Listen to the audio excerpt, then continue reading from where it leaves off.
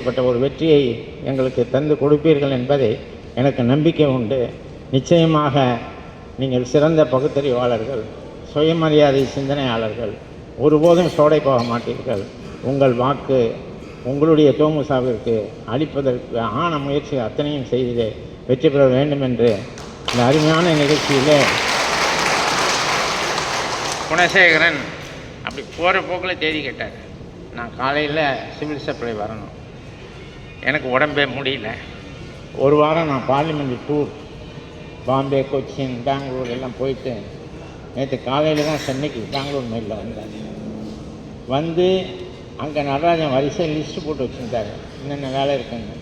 சாயங்காலம் வரலையும் முடிச்சுட்டு ராக்போர்ட்டில் ஏறி உட்காந்து. ராக்போர்ட்டை பற்றி உங்களுக்கு தெரியும், அது நடுராத்திரியில் வரும், நடுராத்திரியில் இறங்குவோம். அது இறங்கி காலையிலேருந்து உட்காந்து மாலை வரை இந்த கூட்டத்தில் கலந்து கொள்ள வேண்டுமா என்று கூட நினைத்தோம்.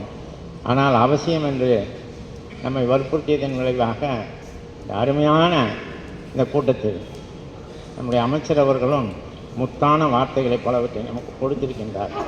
ஆகையினால் நம்முடைய இயக்கம், நம்முடைய தளபதி அவர்கள் மன மகிழ்ச்சியுறுகின்ற வகையில் உங்களுடைய நடவடிக்கைகள் எப்படி இருக்கின்றதோ அதே போல தேர்தலிலும் காட்ட வேண்டும் என்று கூறி உங்கள் அனைவரையும் வாழ்த்தி விடைபெறுகின்றேன். நன்றி.